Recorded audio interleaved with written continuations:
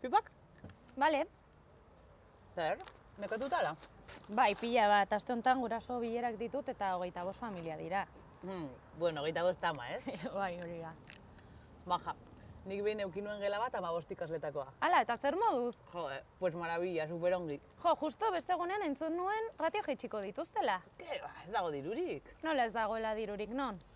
Pues Nafarroan, gobernuan. Horren ari dira aurrekontuen historia horrekin eta inbertitu behar omen dituzte 63 milioi euro gehiago hezkuntzan. Baina hori diru asko da, ez? Hombre, guretzako bai, baina hezkuntzan hori pipatarako ere ez. Zenbat balio du eskolak orduan? Ba, begira. Orain gastatzen dute Nafarroko ondasunaren 3%. Bere, imaginatu hau dela Nafarroko ondasuna. Pues hezkuntzara bideratzen dira horrela 3 pipa. 3 pipa tristerekin. Eta inbertituko behar dituzte 3 pipa gehiago, pues orduan iritsiko litzateke ba, ratioa jaisteko, lehenengo egunetik ordezkatzeko. Baina hori ez hainbeste izango.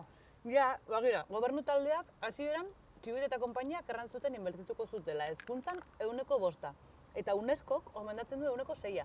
Eta zergatik ez dute egin dezatela orduan horrekin bai ailegatuko zen, ratioa jaisteko, irakasle gehiago kontratatzeko, edo eskolak txukuntzeko, prestakuntza saio gehiago, ez dakit, ez genuke zoren pare zaintzak egin eta egin ibili beharko. Ja, eske horrela ederki. Bai. Jo, baina, karo, esan duzu ez dagoela dirurik. A ber, dirua badago zen zergak ordaintzen ditugu.